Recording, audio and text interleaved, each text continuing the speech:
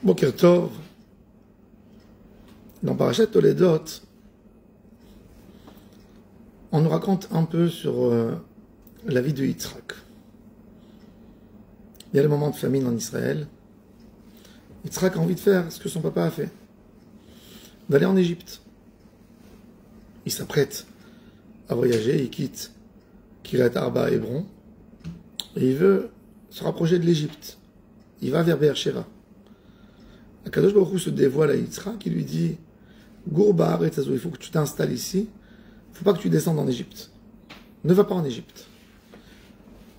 Le sage nous explique qu'en fait Yitzhak devait être sacrifié, il avait une kedusha particulière, il ne pouvait pas quitter Israël. La Torah nous raconte que Yitzhak a semé les champs. C'était un moment très dur, c'était un moment de sécheresse. Vous mettez des graines, ils sèchent dans la terre, il n'y a pas d'eau pour pouvoir attraper, et il n'y a rien du tout. Tout le monde, leurs champs ont été abîmés par la sécheresse. Yitzhak a obtenu un résultat 100 fois plus que ce que la terre elle donne d'une manière générale. Pourquoi? Vaïzra Yitzhak ba'aretzaï. Vaïmtsa bashanaï me'a she'arim. 100 fois plus que ce qu'il avait l'habitude de récolter. Pour Vaïvarecheu Adonai. Hachem lui a donné la bracha. Nous tous, on veut la bracha d'Hachem. La différence entre un succès et un échec, c'est une bracha. Vous avez deux personnes qui ont investi les mêmes moyens, qui se sont donné les mêmes heures. Il y a un qui a été béni, et l'autre qui n'a pas été béni. Celui qui a été béni, il a eu un full succès. L'autre qui n'a pas été béni, est arrivé aux faillites, est arrivé à l'échec. On veut tous la bracha.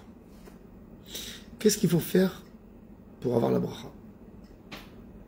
Ça, c'est la vraie question où tout le monde veut savoir comment j'obtiens une bracha. C'est pas pour rien, notre paracha, c'est la paracha de la bracha. Yitzhak va donner la bracha, les enfants vont se battre pour avoir la bracha de leur père. On veut tous savoir comment amener la bracha. C'est très simple. On est sûr que la bracha, c'est très compliqué. C'est une remède secrète. On veut aller chez des tzadikim pour prendre une bracha, et c'est bien. Yitzhak, voilà, donne une bracha, c'est le tzadik qui donne la bracha à ses enfants. Mais en même temps, la bracha, elle a des paramètres hyper simples. Tu fais une affaire, tu montes une affaire, tu veux gagner de l'argent.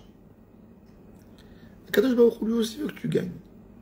Mais toi, tu veux que Akadosh Baruch Hu rentre avec toi associé dans ton affaire. Tu veux qu'Akadosh Baruch Hu soit à la caisse. Tu veux qu'il soit là comme commercial pour donner dans le cœur de tes clients, de rentrer, d'acheter. Tu veux que Hachem serve comme commercial en fait. Eh bien, qu'est-ce qu'il faut faire pour que Hachem reste chez toi?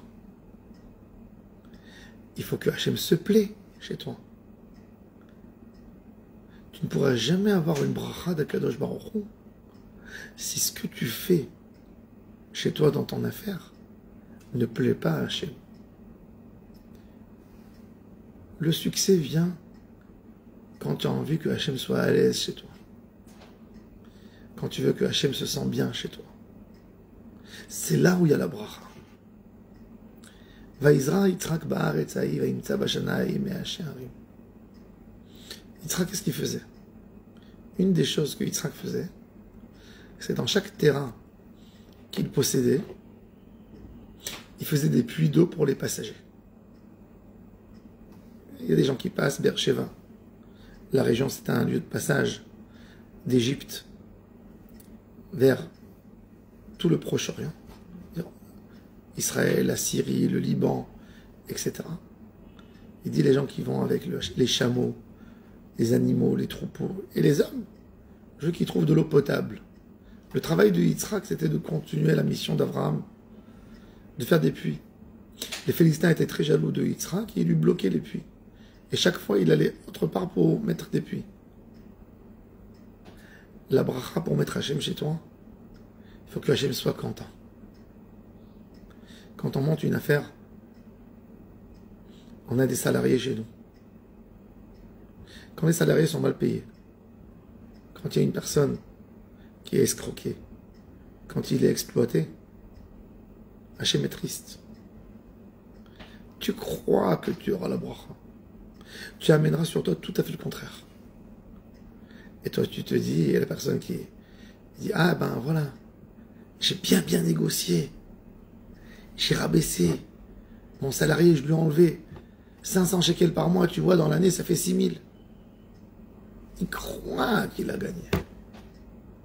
Akadosh Baruch Hu ne travaille plus commercial chez lui. Akadosh Baruch Hu ne va plus essayer de convaincre les clients, de leur mettre dans le cœur, venez acheter que ici. Pourquoi? Parce que cette personne a éloigné Hachem. La bracha, c'est de penser sur chaque chose que tu fais dans ton commerce. Est-ce que Hachem est content? Est-ce que Hachem est satisfait de ce que je suis en train de faire maintenant? Est-ce que Hachem est satisfait de ma manière de faire le commerce? De ma manière dont j'achète, de la manière dont je vends, de mon honnêteté? Si Hachem est satisfait, sois sûr que la bracha arrivera bien plus vite que ce que tu penses. Il y a des fois des gens qui se disent, j'ouvre mon affaire, je vais réduire mes heures de Torah. Je vais réduire mes heures de Tfila. Et après, ils veulent que Akadosh Baruch Hu soit dans leur business. Ça ne marche pas comme ça. Ça ne marche pas comme ça. Un enfant, quand il fait quelque chose et il ne va pas voir ses parents parce qu'il a envie de gagner. Alors à un moment, bon, ça peut s'expliquer encore. Mais après, c'est quoi tes priorités? Pour avoir la bracha, il faut savoir ce qui compte dans la vie. C'est pas les heures que tu vas travailler. C'est la bracha. Vayivarechu Hashem. Travaille comme l'habitude des gens dans le monde. Il y a une moyenne. La majorité des gens sur Terre travaillent 8 heures par jour.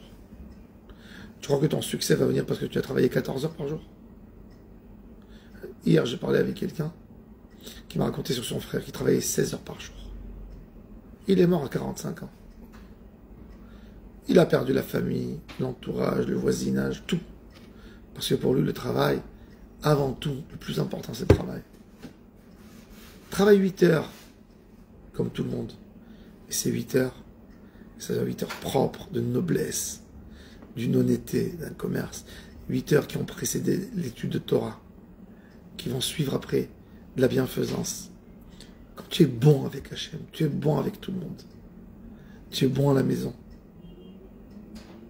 Dans ton affaire, tu es bon. Tu es respectueux. Akadosh Baruch Hu, qu'est-ce qu'il veut? Plus que ce que tu veux gagner, Hachem veut que tu gagnes. Hachem dit ça, c'est un enfant qui me respecte. Ça, c'est un enfant qui m'aime. Je vais lui rendre. Je vais être chez lui. Et il va avoir la bracha. Ça, c'est Vayivarechu Hashem. Ça, c'est la bracha que Yitzhak Avinu alav shalom a amené à lui, à son entourage, à sa famille, par sa émouna, par son dévouement particulier à Hashem Yitbarach. C'est ce qui lui a amené tout son succès. Nous tous on cherche. Vayivarechu Hashem. Jamais oublier. Le kédi, pour avoir la bracha, le récipient, se trouve chez nous. Il se trouve chez nous. Par notre comportement, on amène la bracha. Baruch Adonai l'olam. Amen. Amen.